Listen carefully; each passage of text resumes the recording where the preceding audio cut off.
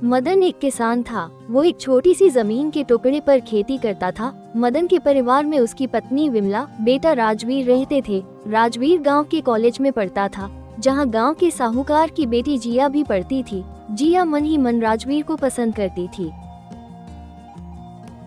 मगर वो अपने परिवार वालों को नहीं बताती, क्योंकि उसके घर वाले कभी इस रिश्ते से तैयार न होते। एक दिन जिया को रिश्ते वाले देखने आने वाले थे। मम्मी, अभी मुझे शादी नहीं करनी है, अभी तो मैं पढ़ रही हूँ।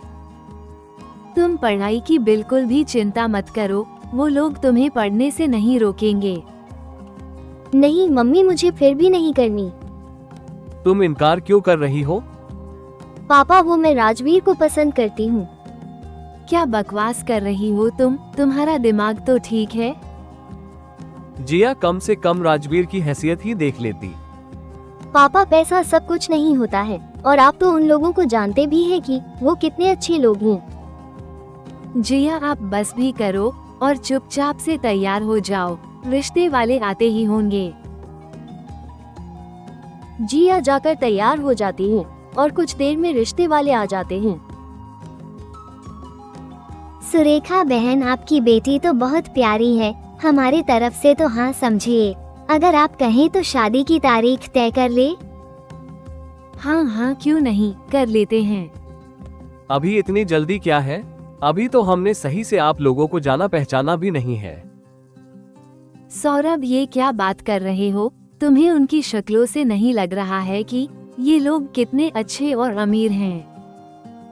इनके कपड़ों से उनकी अमीरी तो दिख रही है, लेकिन अच्छाई नहीं। अब तुम बस भी कर दो, मैं अपनी बेटी के लिए कोई गलत फैसला नहीं लूंगी।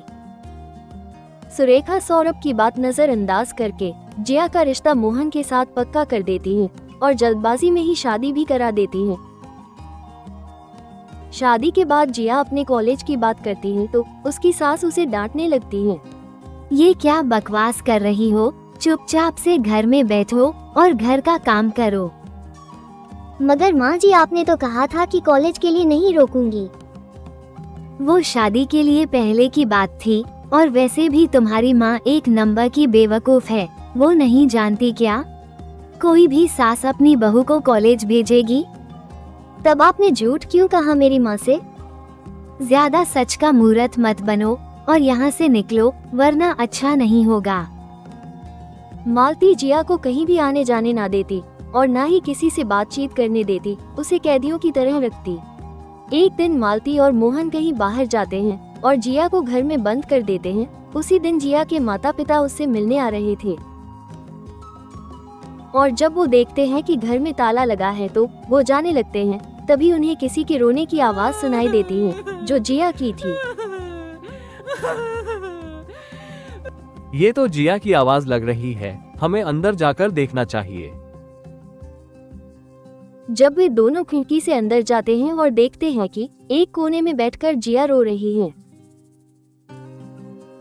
जिया बेटा, तुम रो क्यों रही हो?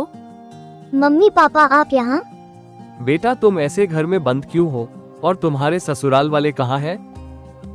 जिया सुरेखा और सौरभ को सारी बात बताती है कि उसके ससुराल वाले उसके साथ कैसा व्यवहार करते हैं। उनकी हिम्मत कैसे हुई मेरी बेटी के साथ ऐसा बर्ताव करने की? उनको तो मैं छोड़ूंगा नहीं। थोड़ी ही देर में मालती और मोहन भी आ जाते हैं और घर के अंदर जाकर देखते हैं कि सुरेखा और सौरभ आए हैं। आइए आइए, आप ही लोगों का इंतजार कर रहे थे। मालती जी, मुझे तो लगा था कि आपके पास सिर्फ पैसों की दौलत नहीं है, बल्कि आप दिल के भी बहुत अमीर हैं, लेकिन आपने तो मुझे गलत साबित कर दिया। देखिए बहन जी, बहुएं घर में ही अच्छी लगती हैं। बहुएं घर में तो अच्छी लगती है, मगर कैद में नहीं, और आपने मेरी बेटी को कैद किया है।